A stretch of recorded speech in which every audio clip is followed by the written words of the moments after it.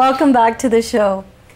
So Susanne, during the break we had a great opportunity to use the biopulsar, and I'm really excited to see the analysis and the results for me, and so can't wait to get to that.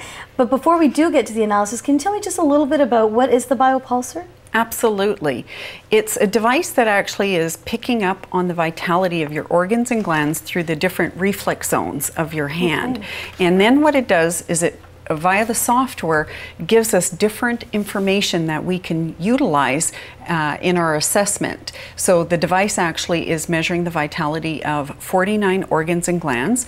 Then what it's doing is putting the information so we can actually see what your live aura looks like. Okay. And then we also are showing an assessment of how the energy is flowing through your endocrine system and your chakras. So here's your beautiful aura. Wow, and all that was less than a minute. That's right. Probably, right? For the actual test itself. Well, you are an energy being, so you're always emitting energy. So as soon as you put your hand on the sensor board, the sensor probes are taking in your vitality, your pulse diagnosis of your organs, okay. And then again, it's putting it on screen so we could see it. Wow. So tell me more. Tell me, what does this mean?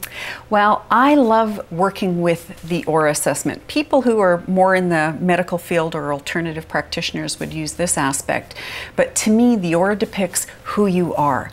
And you can see we're seeing all this beautiful indigo energy. And indigo is the energy of the intuitive, very empathetic, somebody who is constantly thinking about the future and, you know, all the things that they can be doing. We're also seeing some beautiful green turquoise hue above your head. That is somebody who really wants to teach people more about wellness and, you know, how they can be better people, you know, or a better human being.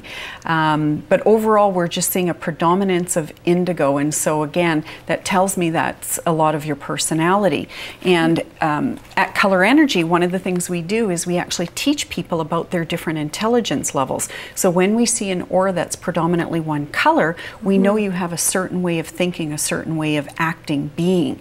So again, when we look at the indigo, again, you're a very futuristic thinker. Now, if we were to talk about some of your other characteristics, then I could bring up that, for example, you tend to overanalyze things. Absolutely. And in fact, you've got this energy I call what if? What if I do this? What if I do that? What if I do this? So when I look at the indigo, it is that intuitive, that visionary, but we have to work a little bit on teaching you how to ground yourself more, so this way your thoughts aren't lost. And in fact, when I look at the indigo energy, I think of Albert Einstein.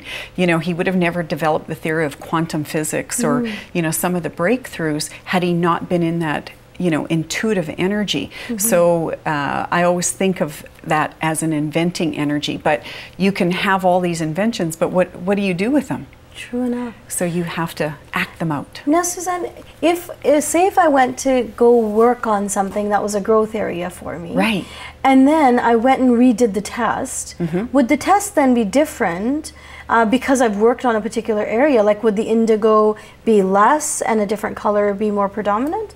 Possibly, and it sort of depends on a lot of different parameters, because we are seeing some areas, for example, where you can improve your diet a little bit, you know, and so therefore if you don't improve your diet, then you might be supporting your energy constitution more so. Okay. So it's about you know, taking the information about yourself and putting it into play where you can make the changes that are going to best support you. So for example, you know, what I would probably do is have you focus more on your proteins and your fats in your diet, but also put you a bit on a regime of more physical activity. Because often when people are the indigo intelligence, their focus is more on other things than their physical body. True enough. And so what we want to do, and we can see this with your root chakra analysis, that your red energy is one of your weaker centers. So what I did was I put out some red toys for you. Yes, I see so that. we can play a little bit. But the best way to show people how color influences them and can support their energy dynamics is actually having them do things to incorporate more of that vitality in their life. Now, Susanne, if I started to introduce a particular color into my life, how long will it be before I see the influence of that color? Like, is it a one-day thing? Is it a 3-year thing? Like, how does that timing work? Yeah. Well, personally, what happened with myself is my throat chakra was actually at about 30%, which was about 20% under the normal. Okay. And it took me 2 years to get it up 20% higher.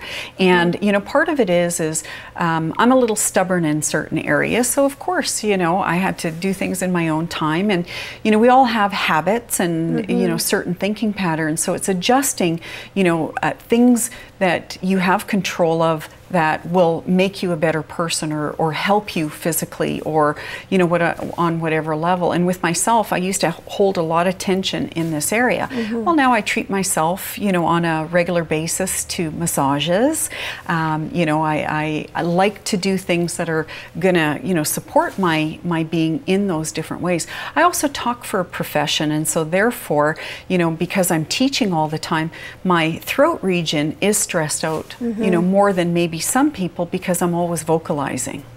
So it's not about just keeping that color around you, but it's also taking it a step further. Like, for example, you've taken it a step further to go to massage, which not necessarily is related to a color, right. But would you say being around that color then helps you put into action the things that you need for that area of growth? Absolutely. Some of the things I've done for myself, for example, you know, initially I was wearing a lot of blue scarves, blue clothing.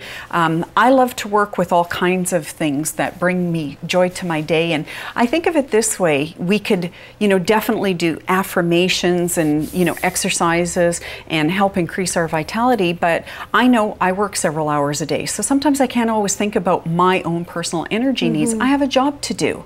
And so therefore what I do is I do things that that assist me during the day, so I don't have to actually think about what I need. And also, you have to remember your energy needs will change from day to day, so you may not always be able to work on the red, and I certainly wouldn't recommend working on red late at night unless you're planning on having sex. Okay.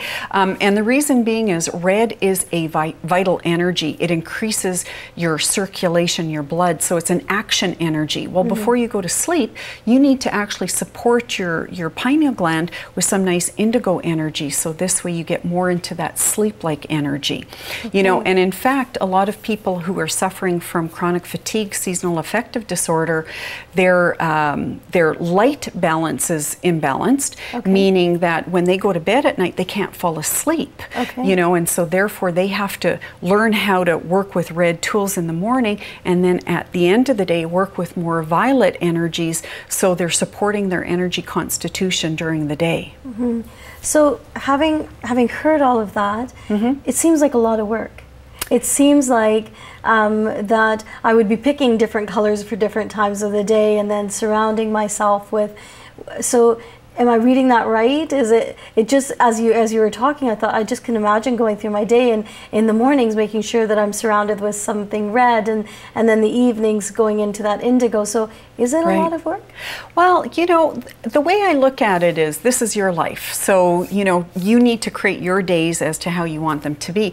Personally, I don't think it's work. I think it's a lot of fun waking up and go, okay, what color do I want to wear today? What oils am I going to use today? However, I typically will suggest to people, why don't you start with red? Play with red for a week or two, because that's where your energy needs are right now. So focus on that. But again, you're your own best, you know, practitioner. So if at the end of the day you're feeling tired, well, you don't want to keep working with red. You want to go to your comfort zones. And again, bringing color in is very easy. You know, just starting your day maybe with a glass of red juice for yourself. You know, some other tools that I brought here that I thought you could have fun with. This is how easy it is. These are sunglasses, but they're colorized. So if you're needing red, then you wear the red glasses for a short period of time. We don't recommend driving with red, because then you can't see the red lights. Of course. And they're day-to-day routine things that you can change and use according to whatever it is. Obviously, you know, I may not. Oh, actually, there's purple sunglasses as well, aren't there? Well, actually,